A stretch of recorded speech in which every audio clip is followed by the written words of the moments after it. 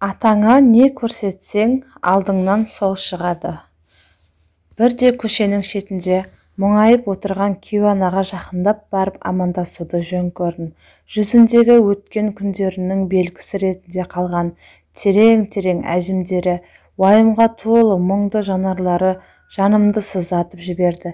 Мені көріп, қуарған жүзіне қан жүгіре бастаған ана аздан соң әңгіме айта бастады. Менің өмір жолым, тағдырым өте қиын болды. Сұм соғыстың зардабын көрмеген қазақ баласы кемде-кем шығар. Әкем соғысқа аттанғанда анамның құрсағында екенмін.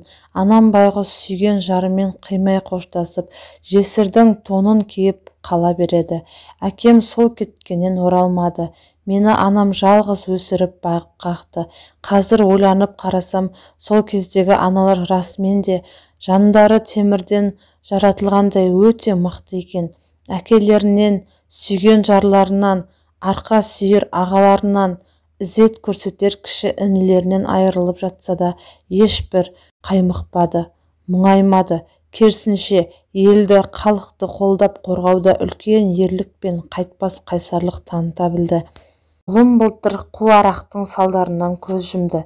Келінім жаңа заманға лайықты өмір сүруім керек деп, баламның 40-ы өтпей, мені қалаға көшіріп әкелді. Енді міне, ұлымның түбіне қу арақтың жеткені аздай, немерем қаланың безбүйректеріне қосылып, нашақор болып шыға келді. Ақыл айтсаң үлкен екен-ау деп тыңдап жатқан немере, сыйлап жатқан келін жоқ. Қарағым, біз осы қандай күйдеміз, жастарымыз қай бағытқа ілесіп барады? Бұл менің басымдағы қайғы ғана ма?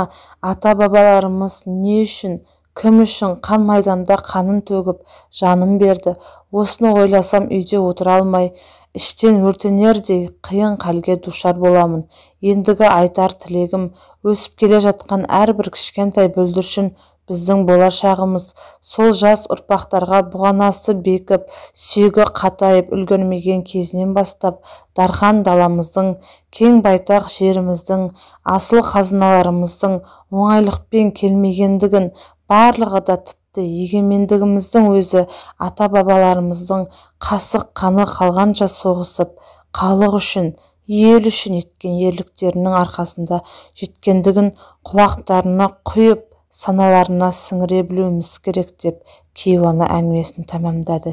Бейбіт заманда көшеде тентіреген ана тағдыры қандай өкінішті, қандай аянышты, жаныңды жылатар жағдай. Сонда мені мазалайтын сұрақ: қарияға деген құрмет қайда?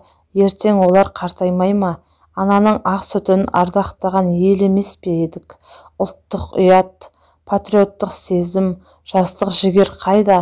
Үлкенге құрмет, кішіге міндет, зейнеткерді жылату, рухыңды құлату емес пе? Қарияны қуанту, келер күнге жол ашу. Жастарға айтарым, үлкенді қадірлейік, құрметтейік, бағалайық. Қазақша каналды қолдап, комментарий қалдырып, лайк басып кетіңіздер. Алдын ала рахмет.